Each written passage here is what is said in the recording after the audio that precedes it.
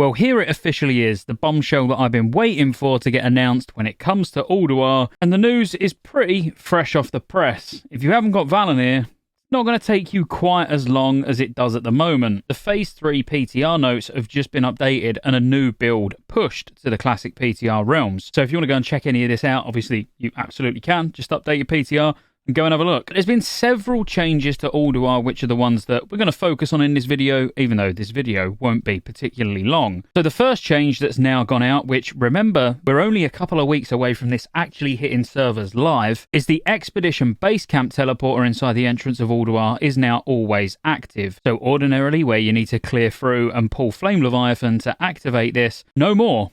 But the next couple of teleporters are crazy and kind of makes sense, but also kind of doesn't, which we'll talk about a little bit in a minute. Players will now be able to use the Expedition Base Camp teleporter to port directly to the antechamber of Ulduar, even if Flame Leviathan and XT have not yet been defeated.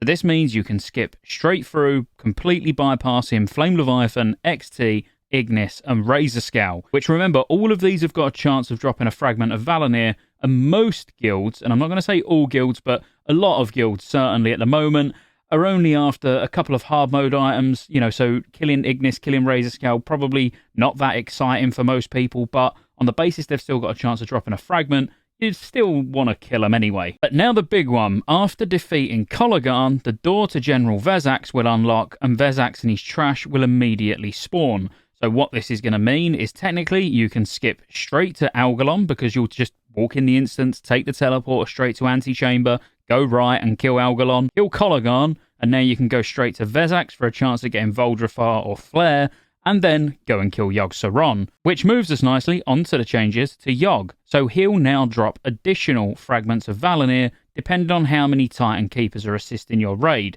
So if you do Yogg 0, he'll always drop 3 fragments of Val'anyr. With 1 keeper assisting, he'll always drop 2 fragments. With 2 or more assisting, he'll always drop 1 fragment, which is basically the same as it is now. So technically, what you could actually do, if you're not bothered about killing all of the bosses, is go and just go straight in, do Algalon, maybe do Iron Council. I don't know if you still want to do Iron Council. Kill Kolaghan, do Vezax, then go and do Yogg with 0 keepers, and you're always going to get a bare minimum of 3 fragments anyway, which a lot of guilds on a weekly run will get 3, or let's say 4, but I would say the average is probably 3 fragments per run. So actually, you're not going to be any worse off, and you haven't got to kill that many bosses. Or, of course, you can definitely do Yogg 0 and get your 3 extra fragments, but at the same time, then go and clear all the other bosses, meaning you could get quite a lot of fragments in a single run. Another change is that the 1 hour time for defeating Algalon has been removed. So it doesn't matter how many wipes it takes to kill him, you literally have got all the time in the world, which is nice for those guilds that haven't killed Algalon yet. So let's forget about, you know, the top guilds that are smashing Algalon every week, maybe even in multiple raid groups. For those that have been stuck progressing on Algalon, now there's no rush. And the fact that you can skip the first bosses to go straight to Algalon and really put a lot of progression into him, that's pretty good. I sort of anticipated this being removed, probably in Phase 3. But on the basis that we knew a lot about Phase 3 up until today, and it still wasn't there, I'd sort of lost all hope. Another interesting one is Algalon will always drop 2 fragments of Val'anyr. So going back to what I was saying a minute ago about just doing a rush run basically to Algalon and Yogg, actually just doing that, you're guaranteed 5 fragments of Val'anyr. We're going to be able to make Val'anyr so crazy fast, being guaranteed 5 every reset just for going in and killing a handful of bosses. I personally like this. I like these changes, but this is coming from someone who's been farming the content, you know, for months, and we do it with split runs as well, so in 2 groups. So actually when Tok is out, having the option to just go straight in, do Kolaghan, do Algalon first, but do Algalon, then do Kolaghan, do Vezax, do Yogg, and leave. So just do those 4 bosses.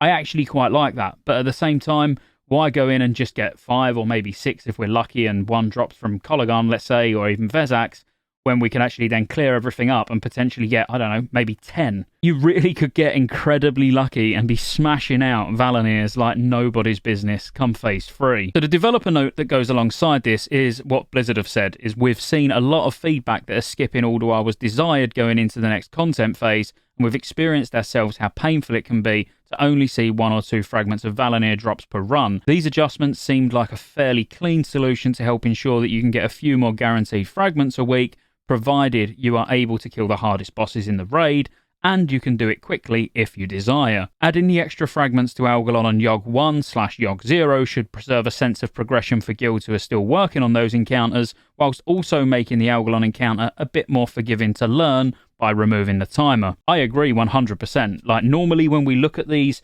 big changes that they push out on the PTR, you guys flame me in the comments, which is absolutely fine. I want to hear your opinions. Comment now, straight away. Pause this video and let me know what you think of these changes. Because I like that. I like the fact that we're all different, but I like this for everybody. From those that like are tiring of Ulduar already, like myself, and looking forward to Tok, dreading the fact that I'd have to do a full Ulduar light on 2 characters every week still during Phase 3, so it's nice for me, and it's nice for you if you're watching and you're still progressing on things like Yogg 0 and Algalon, because it takes a lot of pressure off. You're going to be able to get your Val'anyrs a lot quicker, which are only going to help your progression as well. So I think it's a win-win for literally everybody. So they've also gone on to say that at this time we have no plans to implement any sort of post-nerf version of Ulduar, which is absolutely great actually, in my opinion at least. And they've said, as we're very satisfied with the level of difficulty of Ulduar right now, especially with the gear that's going to become available in Trial of the Crusader and Trial of the Grand Crusader. Yeah, absolutely fine. I'd much rather they did this than just nerf everything to the ground and they all become loot pinatas that you're just basically cleaving through every week to get fragments. I'd actually rather, yeah, you get the fragments in the way that they've said. I cannot believe that I'm sat here agreeing with a change that Blizzard have put out. This is mental. What sort of day is this? But I would much rather that it was like this and you can get fragments quicker from killing less bosses than making it so you have to clear all the way through still, but basically at a faster rate because all the bosses would just be post-nerf. They've gone ahead and enabled access to Ulduar on the PTR if you and your raid team want to test these adjustments, which, quite honestly, there's not really much need to test them because all they've done is just added some fragments and removed timers. I mean, go and test away if you want to test, but there's no changes to the actual bosses, so fairly pointless, unless you really are one of those true champions that want to make sure the game's perfect when it goes live in Phase 3. Which I commend. But they've also gone ahead and made some changes to Titan Rune dungeons. So in Culling of Stratholme, Holy Hand Grenade now applies Holy Imbuement buff to all players within a 30-yard radius of the explosion, which Holy Imbuement increases healing and damage done by 20% for 20 seconds. If you haven't seen my video that I'll put up here, I go into all of the heroic beta rune dungeons and what they do, and so you can get ready for them when they come in Phase 3.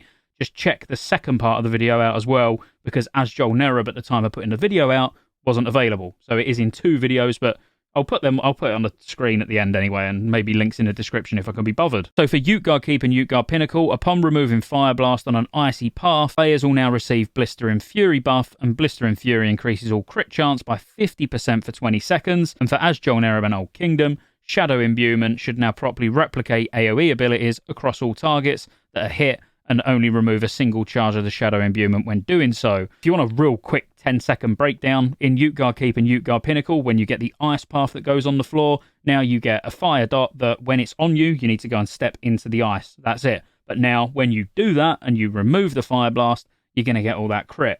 And for the other one in the spider dungeons, basically for as long as the longer you're in a web wrap, when you get web wrapped in the alpha version, in the beta version, the longer you're in that web wrap, you basically get like a stacking buff that does 100% or replicates a spell. So it does 100% essentially. If you was to do a Crusader Strike, it'll do another Crusader Strike.